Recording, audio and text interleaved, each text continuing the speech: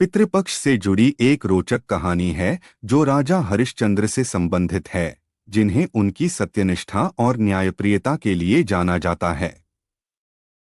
बहुत समय पहले की बात है। राजा हरिश्चंद्र अपनी पत्नी तारामती और पुत्र रोहिताश्व के साथ सुख शांति से राज्य कर रहे थे। उनकी प्रजा उनसे अत्यधिक प्रेम करती थी और वे हमेशा सत्य और धर्म के मार्ग पर चलते थे। एक दिन राजा हरिश्चंद्र ने एक सपना देखा जिसमें उनके पूर्वज दुखी अवस्था में दिखाई दिए। उन्होंने राजा से कहा कि उन्होंने कभी उनके लिए श्राद्ध नहीं किया, जिसके कारण उनकी आत्मा अशांत है। सपने से जागने के बाद राजा हरिश्चंद्र बहुत विचलित हो गए।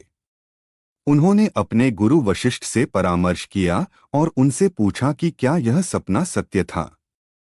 गुरु वशिष्ठ ने राजा को बताया कि उनके पूर्वज वास्तव में श्राद्ध और तर्पण के अभाव में अशांत हैं और अब समय आ गया है कि वे उन्हें शांति प्रदान करें। राजा हरिश्चंद्र ने तुरंत निर्णय लिया कि वे गयाजी जाकर अपने पूर्वजों के लिए श्राद्ध करेंगे। लेकिन उसी समय उनके राज्य पर गंभीर संकट आ गया। राज्य में अकाल पड़ गया और राजा के पास इतने साधन नहीं थे कि वे गयाजी जाकर अनुष्ठान कर सकें।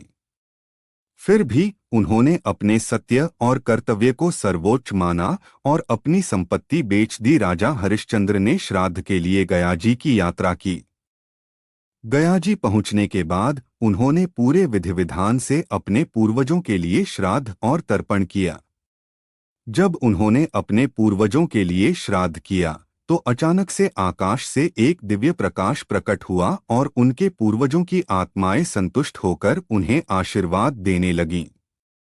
उनके पूर्वजों ने राजा हरिश्चंद्र को आशीर्वाद दिया और कहा कि उनके द्वारा किए गए इस श्राद्ध से उनकी आत्मा को शांति मिल गई है और वे अब मुक्त हो गए हैं।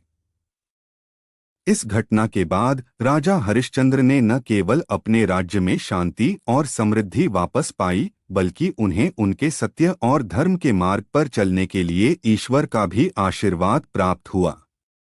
तब से यह माना जाता है कि पितृपक्ष के दौरान अपने पूर्वजों को श्राद्ध और तर्पण करने से उनकी आत्माएं शांति प्राप्त करती हैं और वे अपने वंशजों को आशीर्वाद देते हैं। यह कहानी हमें यह सिखाती है कि अपने पूर्वजों का सम्मान और उनके प्रति कर्तव्य निभाना जीवन का महत्वपूर्ण अंग है और पितृपक्ष इसी भावना का प्रतीक है।